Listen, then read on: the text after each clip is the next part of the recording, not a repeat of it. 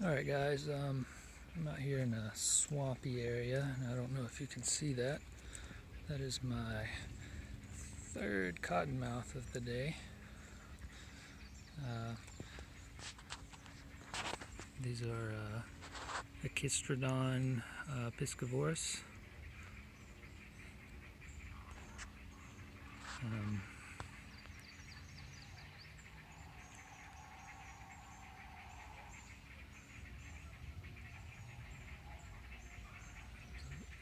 kind of watching what he's doing. He kind of acts like he may be swallowing something or finishing swallowing something. Anyway, that's like I said, the cottonmouth or water moccasin. Most of the time, what people think are this snake are actually harmless water snakes. That's something in the Nerodia genus usually. These are very different snakes if you ever see them up close.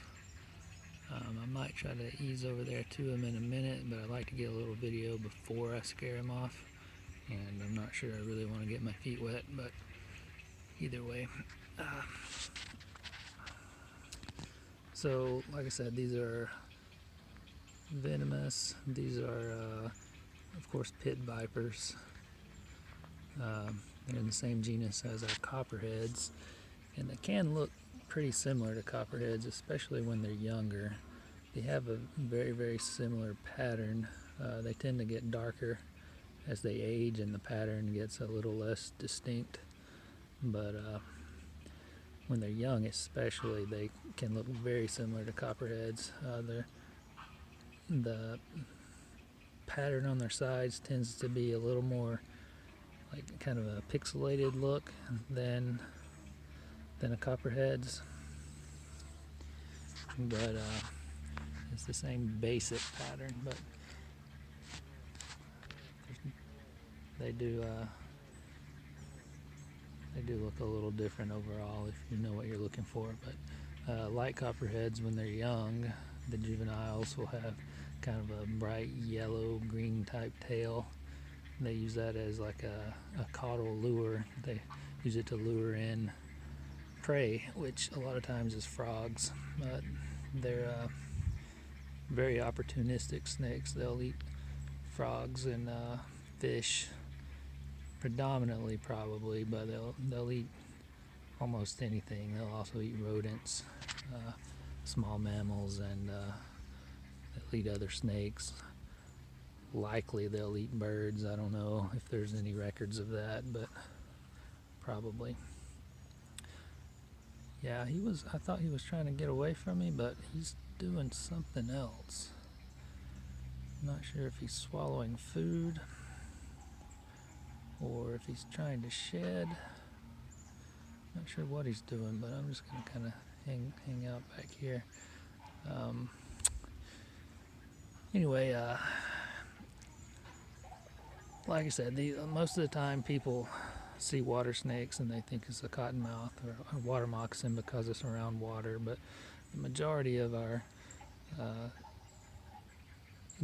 snakes in especially North Alabama, but really most of the state, you'll see a lot more harmless water snakes than you'll see actual cottonmouths. These guys have a really bad reputation. People say they're aggressive and will chase you or come after you or whatever, but they really don't. They're if you get one cornered, it'll stand its ground, and it'll kind of pop his head back and open his mouth, show the white interior of its mouth. It's kind of designed to startle or scare away predators, but they won't chase you. People might think that if you get between them and where they want to go, especially if you're walking along the edge of some water and the snake is you're between the snake and the water, and you startle it, it'll most of the time go toward the water. Snakes are not really very smart. They kind of act on instinct. Most of them know where they are, and they know where their hiding spots are, and they immediately dart for those. And if you happen to be standing in the wrong place, it might seem like they're coming toward you, but if you stand still, they'll go straight between your legs into the water or the stump hole or whatever it is they're trying to do. People also think these will, come after you in the boats or whatever. They might swim toward a boat, but it's not because they're trying to get you. It's because they're swimming and they see a raft coming by that they can get on. They think it's a log or whatever, a place to get up out of the water. They don't generally just hang out, in the water all day. They mostly kind of in the edge of the water or up on logs and things like this one is. So they'll kind of take advantage of your canoe or whatever, and a lot of people are also afraid of them dropping out of trees into boats. That's possible. Cottonmouths tend to hang out low down though. They're not like the water snakes will often get up in the spindly small branches of trees. These generally don't do that. They're much heavier bodied snakes. They really don't climb a whole lot. But if you go under a branch that has a water snake on it, the water snake's doing the same thing as the cottonmouth. Their escape route is to immediately dive into the water, and if your boat's under there, sometimes they'll land in your boat, but it's not like they're coming to get you. It's just them trying to get away and missing. But yeah, these are you don't want to be bitten by one, but most venomous snakes, especially in the US, it's not something to take lightly, obviously, but I was wondering what he was doing. He's got his mouth open. It's not something to take lightly, but the chances of you dying, or if you're a normal, healthy person and go to the hospital, are pretty slim. I mean, it's not going to be pleasant at all, and you definitely want to avoid being bitten, but it's I think a lot of people kind of think of a snake bite and think, hey, you're going to die in an hour. A lot of times they don't even give you any venom for some of these snake bites. They see how you react first, because a lot of times you'll have some swelling and pain, and it'll go away on its own. They're not like a suit. It's not like a mamba or something like that with a very strong neurotoxin that's going to just shut down your nervous system. You could very easily lose a finger or something like that from necrosis, but generally you're not going to die from one of these. But you're also not going to be bitten by one as long as you're careful and don't try to kill them for no reason, or don't pick them up being dumb. I'm not sure what's going on with that guy. He's acting very strange. But I'm gonna try to get... Alright, so I'm getting a little closer to this guy. I think something's a little off with him. He's kind of moving around in a weird way. Kind of holding his head funny too, but trying to get up there without scaring him off. We'll see how it goes.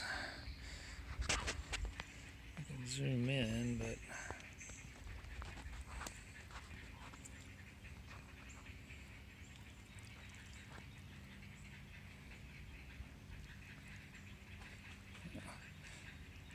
now you see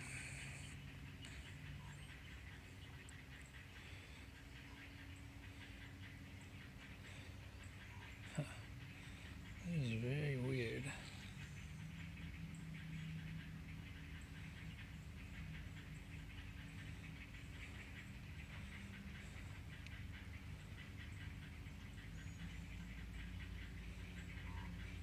almost looked like he had something stuck in the bottom of his mouth when he opened it, but it might have been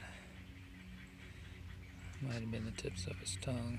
I think this snake may be dying, unfortunately. Let's see if I can hook him and get him up on the bank and check him out, but probably what's going to happen is he's going to leave.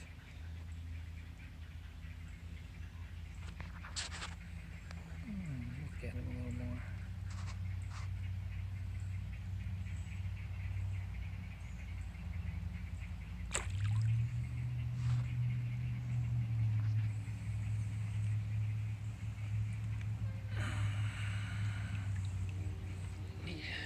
Actually should have already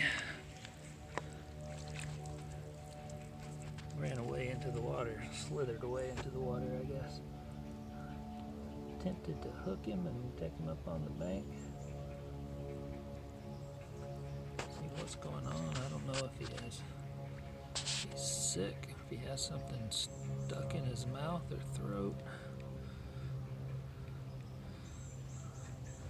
But he keeps doing those kinds of things. Very odd behavior. He looks a little, there's some kind of neurological problem, I would say. I do see a bump on his neck, some kind of a small growth, but I don't think that's related. It's probably something else, old injury or something.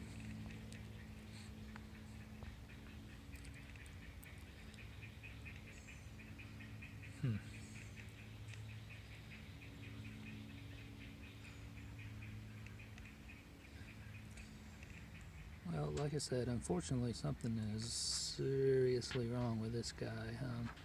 I used my hook and brought him up here on the bank where I could kind of look him over. I'm not sure what his problem is. He seems to have some sort of, I don't know if it's neurological problem or if he's just dying and kind of acting that way. But anyway, I guess it's a good chance to kind of show you a couple of things that I've maybe mentioned. As you can see, yes, this snake does have kind of a arrow-shaped head, I guess, or triangular head, but most snakes, especially water snakes, when they're threatened, they will flatten out their head, and it'll be even more triangular than that. So although these do have a distinct head, you kind of have to know what you're actually looking for. There's no just cute rhymes or sayings that'll really help you identify most snakes. But if you notice this view from above, you really can't see his eyes. He has kind of like a sharp ridge that runs down each side of his head, and his eyes are down below that on the side. That's very different from our water snakes. Looking above on a water snake, you'll be able to see his eyes. But yeah, looking at the side, you can see his eyes. But if you look at the top of a water snake, looking straight down like this, you can see a water snake's eyes, and you can't see his eyes. You'll notice also you can see kind of a little bit of his pattern. Not only did these guys darken up, they also lay in muddy water. A lot of times water that has a lot of tannins in it. It'll kind of dye their skin a brownish color like this, even more than they actually are. But you can see his pattern a little still. And you can kind of tell he has the same Hershey's Kiss type pattern that a copperhead would have. Like I said, they're in the same genus. But anyway, this is what one looks like up close. This is an adult, small adult, but it's an adult. It's probably maybe close to 2 feet long. But that's the fierce copperhead water moccasin. Unfortunately, I'm not going to pretend they all act like this. They're generally a little more spazzy than this and trying to get away. This one is about half dead. I'm going to put him back over here about close to where he was and hope he pulls through. Maybe he just ate something a little weird, I don't know, but it kind of seems like he's dying. But anyway, there he is. Okay guys, I don't know if you can see that, but that's cottonmouth number 4 for the day. Zoom in a little. That last one, like I said, he was something seriously wrong with him. This would probably be a slightly more accurate encounter here. I'm not going to repeat everything I've said about cottonmouths today. Water moccasins. You can see his pattern a little better than that last one. You can see he has a dark stripe that goes kind of through his eye. That's another defining characteristic when you're trying to tell a cottonmouth from a common water snake. But anyway, let's see how vicious he is. Just like they say. I'm going to start walking toward him, and at some point he should come toward us and attack us, right? Try to eat us. I'm going to bet one of two things happens. One, as soon as I start walking, he swims out in the water.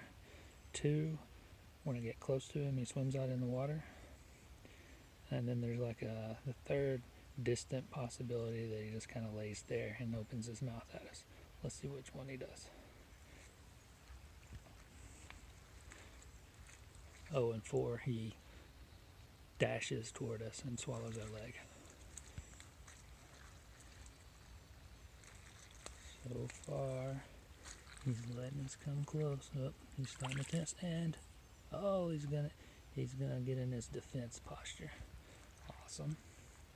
Might be able to get some cool. You can see the water moving right there. He's rattling his tail like a lot of other snakes do. Obviously, it's not making much noise in the water, but if he were in the leaves, it would sound somewhat like a rattlesnake. But this is about as mean as they get. All right, I'm squatting down in shorts, 3 feet from him. He could eat us right now if he wanted to. There is the vicious, aggressive cottonmouth that everybody is so afraid of.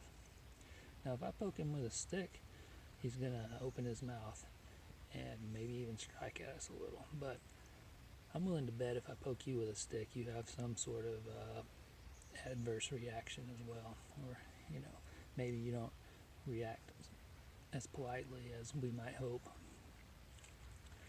But anyway, one thing I didn't mention is cottonmouths and all of our pit vipers in the United States give live birth. So if you find snake eggs, unless you live in one of the very few places, a few areas that has coral snakes, then it's not a venomous snake. Up here where I live, there are no coral snakes. Down in the southern part of Alabama, there are coral snakes. But they're small snakes. The eggs will be very small. But all these pit vipers, which obviously includes the cottonmouth and copperhead and all the rattlesnakes, they give live birth, which is called viviparous as opposed to oviparous. But there's also one other term that's kind of halfway between. Some snakes essentially have an egg inside their body that never forms a shell, and the snakes kind of hatch out of that. I forget what that's called. I believe these are cottonmouths are oviparous though, or I'm sorry, viviparous, and the other term I can't remember. But anyway, there's the vicious cottonmouth. If I do this, he does that. Nothing. See, he doesn't want us to touch him, but so far he's still not really living up to that reputation you guys have given him.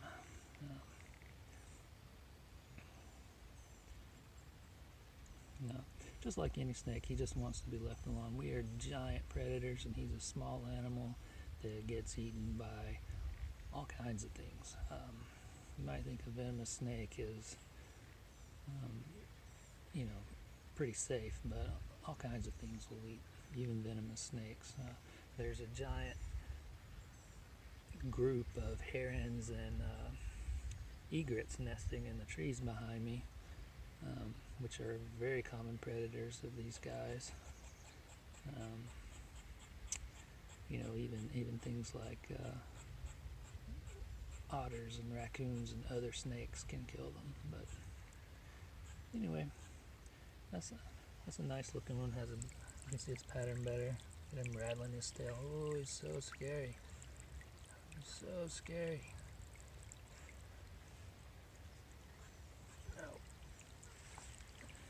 Oh, looky there. There he is. The infamous cottonmouth. Dun dun dun. That's the business end. I don't know if you can see his fangs folded up against the roof of his mouth. There's my foot. There he is. He just wants to be left alone. And we're going to leave him alone. Anyway, Echistrodon piscivorus, cottonmouth.